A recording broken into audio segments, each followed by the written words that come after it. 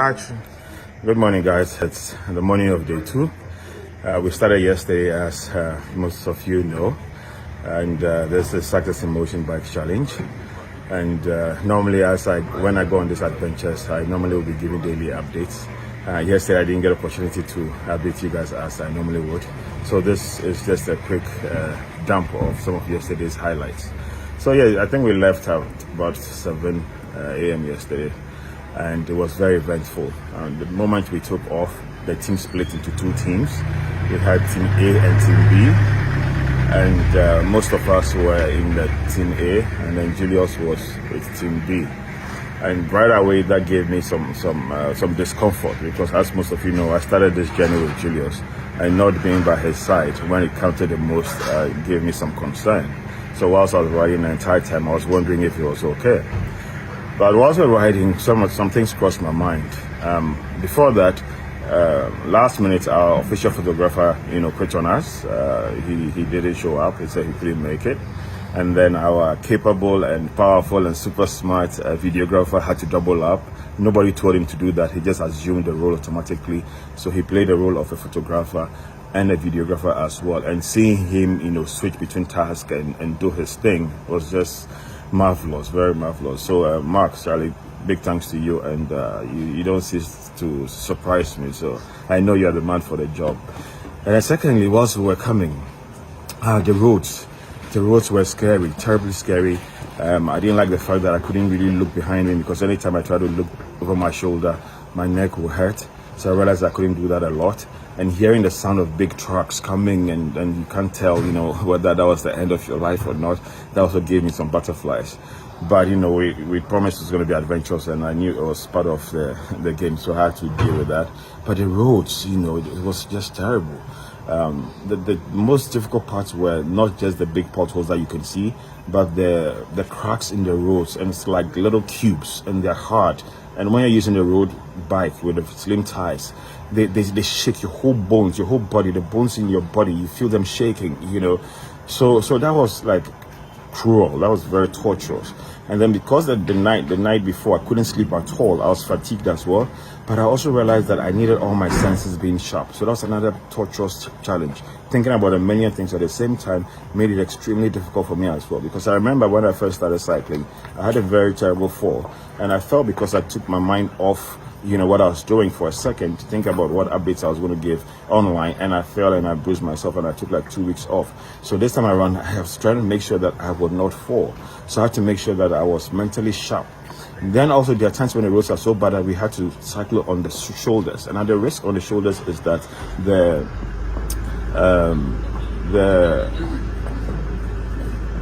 sand can easily tip you over, and then you fall, and that's another dangerous one. So that was some of the challenges on the road. And then I was behind Anita, and Anita would not stop pedaling. I mean, she was like a possessed demon. She just kept on going. I was like, what's wrong with this lady? I was hoping she would slack at that. I'll use that as an excuse to catch some rest, but she would not.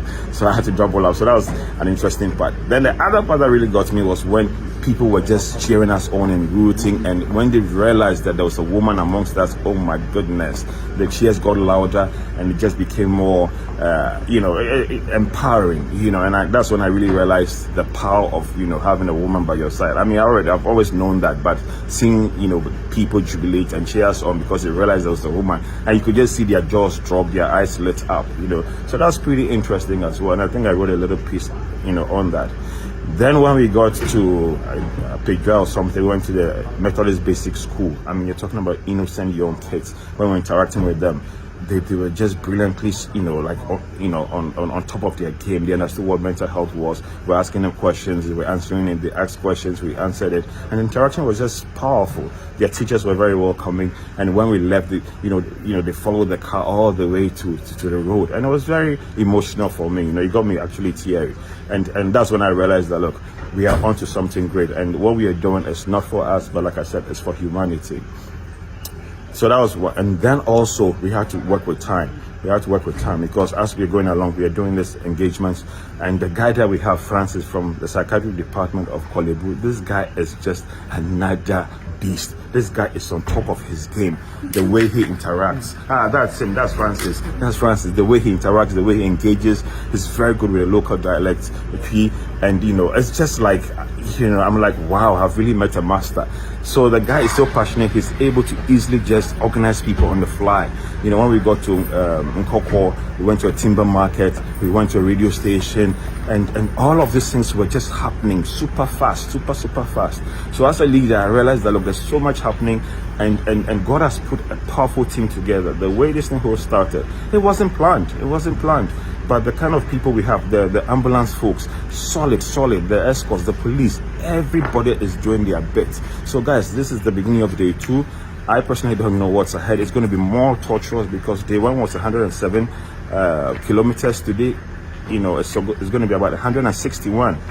And it's going to be more difficult because I personally know that anytime I get too close to 5, my body begins to shut down. And I know for 161, it's going to take us about 8 hours or probably more. And I don't know what is going to happen. And look, guys, this is the entertainment we promised you guys. Okay, so thanks for all your prayers and support. But most importantly, please share and comment on our post. It's very important that the message gets out because we are here risking our lives.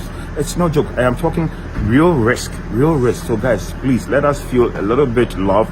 Not that we don't feel loved, but please up with a notch by sharing and commenting. And lastly, if you know any institution, any organization, any individual who can support our adventure, our cause through cash or kind, please reach out. We've put our donation, sponsorship information on our social media handles. So please, just help. It's very important. If we had left the school yesterday with the kids and we gave them, that's the famous Anita now.